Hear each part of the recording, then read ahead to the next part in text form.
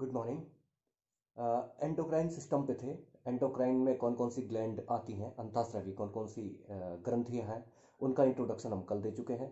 आज हम जो है सबसे पहली ग्रंथि, हमने कहा था कि ऊपर से हम नीचे की तरफ चलेंगे, तो सबसे ऊपर जो सबसे इंपॉर्टेंट ग्लैंड है उसका नाम है हाइपोथैलेमस। हाइपोथैलेमस एक अंतःस्रावी ग्रंथि है, इस पे हम आज चर्चा करेंगे। तो पहले हम समझ लेते हैं कि ये हाइपोथेसिस, इसकी पोजीशन क्या है, ये कहाँ पर स्थित होता है। तो हाइपोथैलेमस जो है हमारे जो फ्रंट ब्रेन, जो हमारा फ्रंट ब्रेन है, फ्रंट ब्रेन, हमारे ब्रेन के तीन हिस्से हैं, एक तो फ्रंट ब्रेन हो गया, एक मिड ब्रेन हो गया, एक हिंड ब्रेन हो गया, पीछे वाला ब्रेन। तो जो हमारा फ्रंट ब्रेन है और उसके बाद जो मिड ब्रेन है, मिड ब्रेन और फ्रंट ब्रेन के बीच में जो है ये स्थित होती है हाइपोथैलेमस। इसको आप इस तरीके से समझ सकते हैं कि हमारा जो फोरब्रेन है यानी कि अग्र मस्तिष्क है, इसके तीन हिस्से हैं। सबसे पहला सेरेब्लम है, दूसरा थैलेमस है और तीसरा हाइपोथैलेमस है। तो थैलेमस जो है संख्या में दो है और इन दोनों थैलेमस के नीचे जो है हाइपोथैलेमस हमारे ब्रेन में स्थित होता है। तो हाइपोथैलेमस जो है हमारे ब्रेन में स्थित होता है। अब इसमें आप ये समझिए कि किस तरीके से काम करता है। ये जो मैंने एक रफ डायग्राम यहाँ पर लिया है, इससे आप समझ लीजिए कि ये जो ऊपर वाला जो हिस्सा है, इससे ऊपर वाला जो हिस्सा है, ये हिस्सा हाइपोथैलेमस का है। हाइपोथैलेमस के ऊपर क्या होती हैं, दो थैलेमस होती हैं, जो थैलेमस इनको इसको भी कंट्रोल करती हैं। तो थैलेमस का जो, अगर आप समझेंगे तो थैलेमस का जो काम है, थैलेमस का काम क्या है कि बाहर के वातावरण का को की जो इन्फॉर्मेशन है कि बाहर ठंड है, गर्म है, बाहर का टेम्परेचर कितना है, उस टेम्परेचर को बताने का काम कौन करता है, वो करता है थैलेमस। और जो हमारे शरीर के अंदर का जो टेम्परेचर है उसको मेंटेन करने का काम कौन करेगा, वो करेगा हाइपोथैलेमस। तो हम थैलेमस को अभी नहीं पढ़ रहे हैं, तो हम पढ़ रहे हैं सिर्फ हाइपोथैलेमस को। तो हाइपोथैलेमस जो है हमारे अग्र मस्तिष्क का एक अंतिम हिस्सा है और ये संख्या में एक होता है। ये काम कैसे करता है, इसमें जो है न्यूरो सेक्रेटरी सेल्स होती हैं, न्यूरो सेक्रेटरी सेल्स। इसलिए इसमें मैं, जो हम कल बोल रहे थे कि हम पहले मानते थे कि पिट्यूटरी ग्लैंड जो है मास्टर ग्लैंड है, लेकिन अब बोलते हैं कि पिट्यूटरी ग्लैंड मास्टर ग्लैंड नहीं है। क्योंकि पहले हमें ये लगता था कि पिट्यूटरी से निकलने वाले जो हार्मोन्स हैं, शरीर की जितनी भी ग्रंथियां, उन ग्रंथियों को रेगुलेट करने का काम करती है। लेकिन बाद, और उस समय हम जो है हाइपोथैलेमस को ये मानते थे कि ये जो है नर्वस सिस्टम का हिस्सा है, ये ग्लैंड ना होकर के जो है नर्वस सिस्टम का हिस्सा है। लेकिन अब हमको ये पता चल चुका है कि जो हाइपोथैलेमस है, इसमें भले ही ये न्यूरॉन सेल्स का बना हुआ है, इसकी जो बेसिक यूनिट है न्यूरॉन सेल्स ही है, लेकिन ये न्यूरॉन सेल्स या क्या करती हैं, ये जैसे कि न्यूरोट्रांसमीटर होते हैं, अगर हम नर्वस सिस्टम के, तो वो न्यूरोट्रांसफर के थ्रू जो है मैसेज करती हैं। लेकिन यहाँ पर ऐसा ना हो करके क्या होता है कि ये न्यूरोसेक्रेटरी सेल्स होती हैं, ये कुछ सिक्रीशन निकालती हैं, ये कुछ सिक्रीशन निकालती हैं, ये मैंने यहाँ पर दिखाई है, न्यूरोसेक्रेटरी सेल्स हैं। ये कुछ सिक्रीशन निकालती हैं जो कि पिट्यूटरी ग्लैंड के अग्र मस्तिष्क को, सॉरी, जो कि एंटीरियर पिट्यूटरी को मैसेज देती हैं कि आप जो है अब ये हार्मोन्स निकालो या ये हार्मोन को निकालना बंद करिए। तो इस तरीके से हमें ये समझ में आ जाता है कि हाइपोथैलेमस जो है एक एंडोक्राइन ग्लैंड है, एंडोक्राइन ग्लैंड है। तो और इनसे निकलने वाला जो सिक्रेशन है उसको हम बोलते हैं neurosecretory, neurosecretory cells होती हैं जो कि कुछ सिक्रीशन को निकालती हैं और ये पिट्यूटरी को क्या करती हैं, स्टिमुलेट करती हैं। तो इसमें हमें दो तीन चीज़ें याद रखनी है। एक तो इसकी स्थिति कहाँ है, ये हमारे फोरब्रेन का अंतिम हिस्सा है और संख्या में ये एक है, थैलेमस के नीचे स्थित है। इसके बाद इससे इसने ये बना हुआ किससे है, ये न्यूरो सेक्रेटरी सेल से मिलकर बना हुआ है। और ये न्यूरो सेक्रेटरी सेल्स जो है कुछ सिक्रेशंस निकालते हैं जो कि पिट्यूटरी ग्लैंड को रेगुलेट करती हैं। अब इसमें ये कौन से हार्मोन्स निकालती है, कई बार पूछा जाता है। तो इसमें दो तरीके के हार्मोन निकालती है, एक तो निकालती है रिलीजिंग हार्मोन्स और दूसरा निकालती है इनहिबिटिंग हार्मोन्स।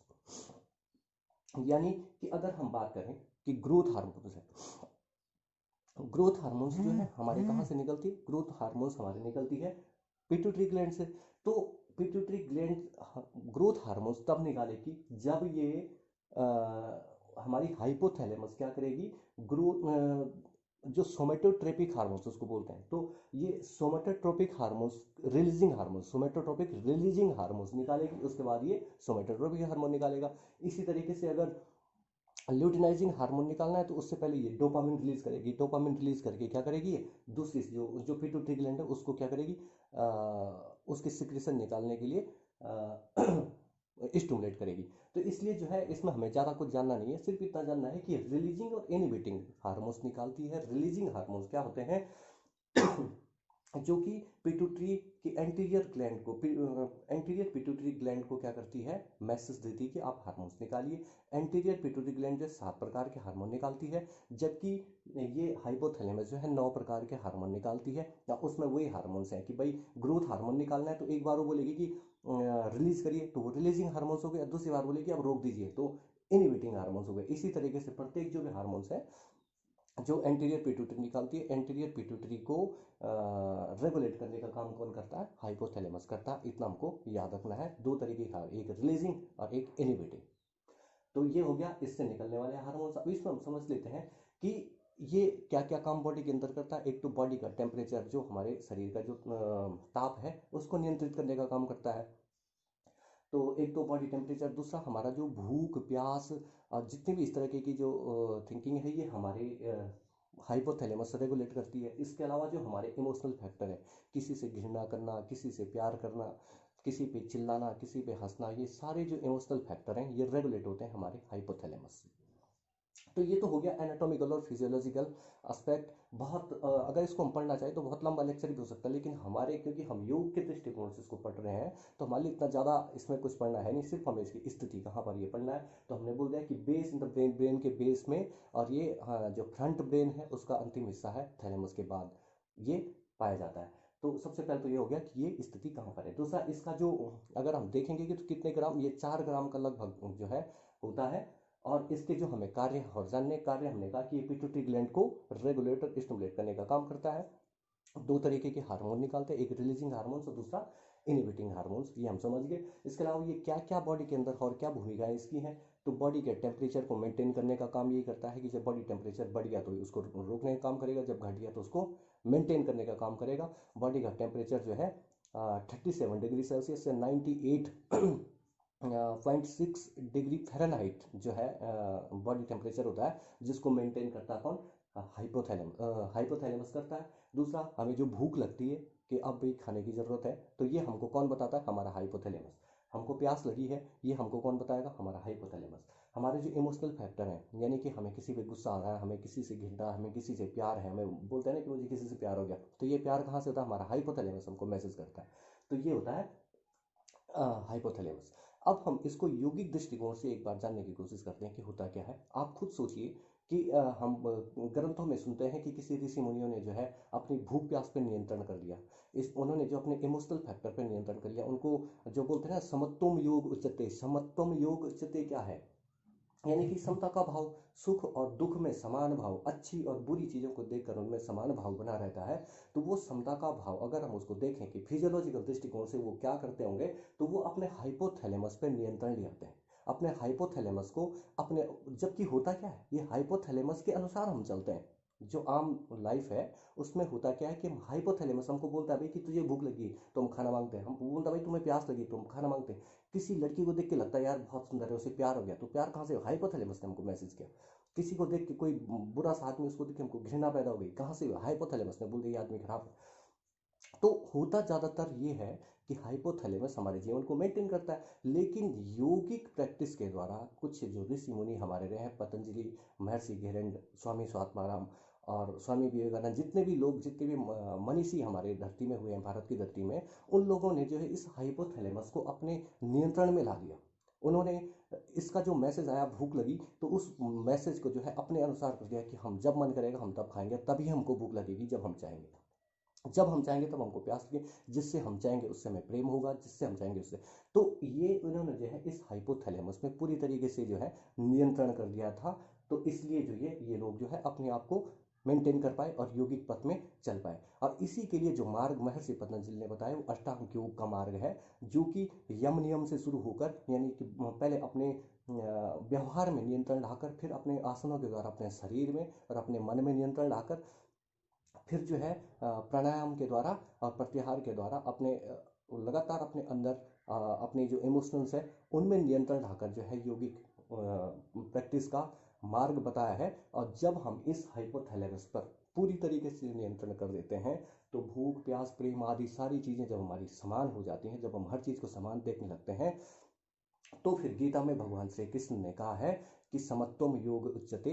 योग क्या है? जब व्यक्ति के अंदर समता का भाव उत्पन्न हो जाता है, जब उसको किसी चीज़ पे क्रोध नहीं आता है, जब उसको किसी चीज़ से प्यार नहीं होता है, जब भूख प्यास और हर एक स्थिति में वो व्यक्ति समान हो जाता है, तो वो स्थिति योग की स्थिति है।